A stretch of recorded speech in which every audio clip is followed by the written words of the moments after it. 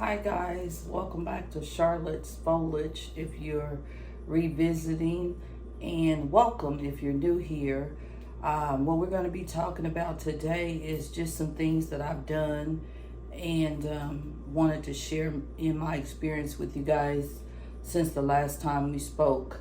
I hope you guys are having a great weekend and happy Memorial Day as well. This will be my first Memorial Day without my mom, so I'll be visiting her gravesite, and I just hope that you all will not be too sad, but hold on to the great memories that you had with your loved one, because that's what I plan on doing. So let's get into the video.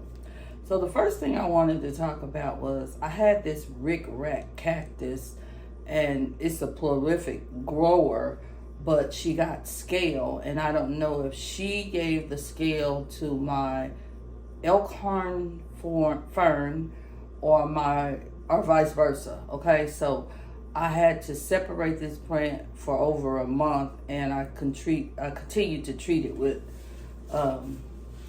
neem oil and some other pesticides to get rid of the scale. And then I put her in a different container.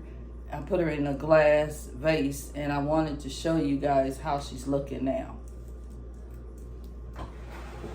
Here she is. I've got some leca below here, some pond, and some soil mixture that she was already in. And she had these little red marks all over her, and they were little red bugs. And I looked it up, and it's called scale. So if you look closely here, you can see some little spots on the leaves, but the scale is gone. And only thing I need to do is just wash down her leaves, wipe them down real good. But this plant, once you sit it outside, it just goes nuts.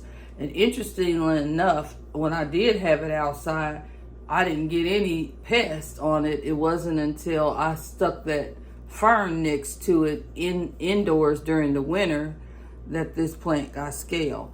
I also noticed that her foliage got a lot smaller. Like these, look how little these are compared to these. Look how big this is. So yeah, I've got some on here that are huge. For example, this one here, they're big. That one is really big. So yeah, I just wanted to let you guys know how she was doing. I didn't lose the plant. I just had to treat her for a period of time. So hopefully I can continue to keep her in good health, okay? So I wanted to share that with you. I bought this vase at the the thrift store for just only $5, and she's doing really well. And so let's get on to the next plant that I also made some changes with. Okay, this is a combination of pothos. I have some Global Green pothos in here. That's my Global Green one. I have just your regular pothos jade in there. I have a Scindapsus in there.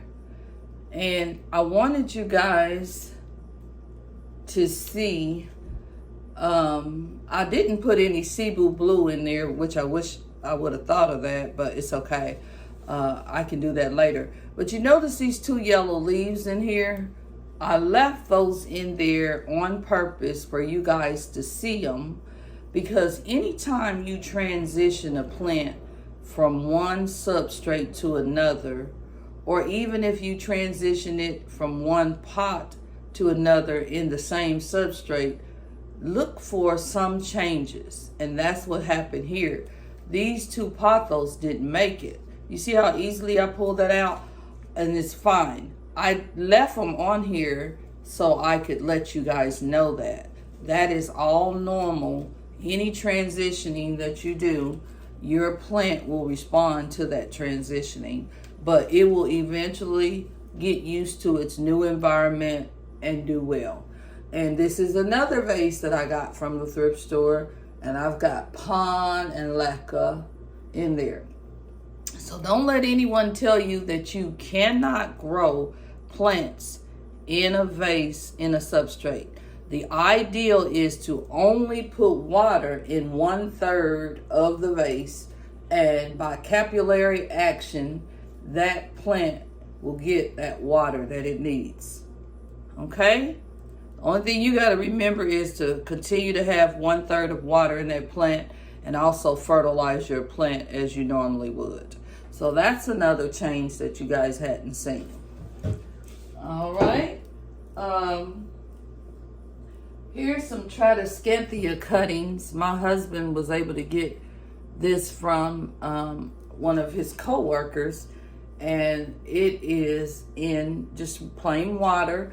I did give it a little bit of Super Thrive to help it root, because it's rooting very slow. If you look closely, there's a few roots in there, but it's not very much. Let me see if I can point to it.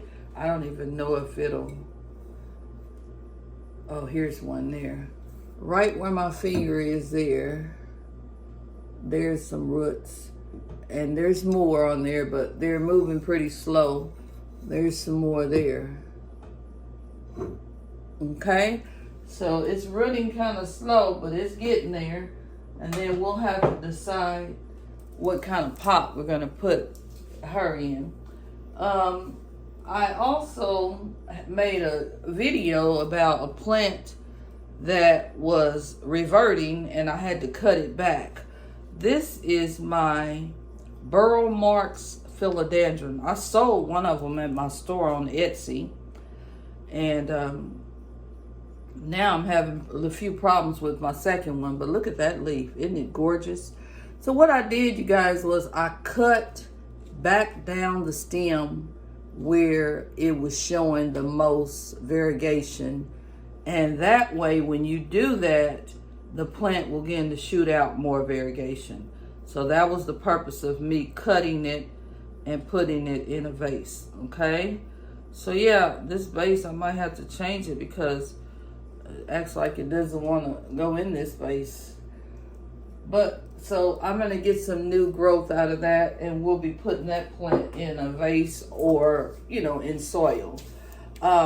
Here's a plant that I haven't talked much about that I think I'm going to be converting to a vase, and it's got a new growth point right here. This is called a tortum, a philodendron tortum. And it's actually kind of wonky, but this is how it grows. And this plant doesn't fuss at all. I have it sitting on my living room table, and it's doing fine.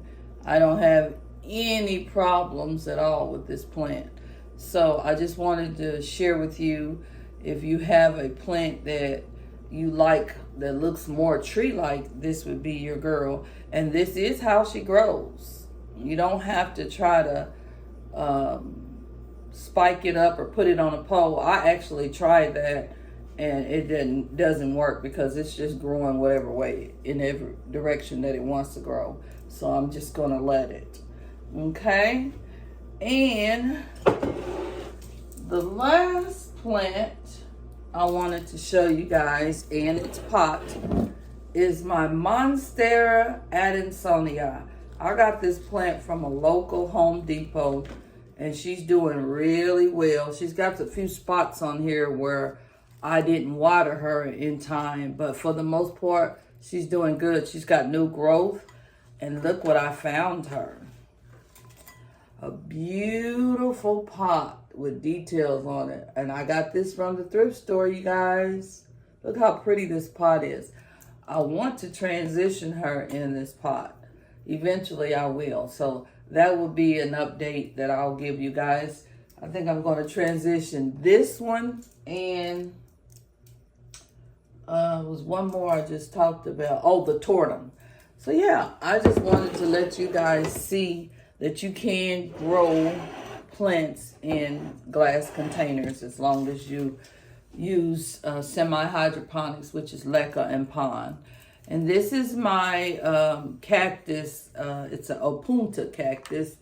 It's finally giving me some growth. It's pretty much when I purchased it, the only growth that it's given me is that little curve there, but it did have some spots all over it. So what I did was I treated it with alcohol, and it seemed to have came out of it. Okay, I'm just hoping that I could get more growth on it. I need to check and see if it's outgrown this pot. It's been in this pot a while. But you know, cactus can live in its smaller container for a while, and there's no roots coming out of this plant. I think this is going on year 2 for this plant. Okay, so again, I just wanted to get in here and say thanks for subscribing to my channel. If you like the content, I hope you'll continue to watch the videos to the end, because I get credit for that. And I also want to just say happy Memorial Day and keep planting. Bye now.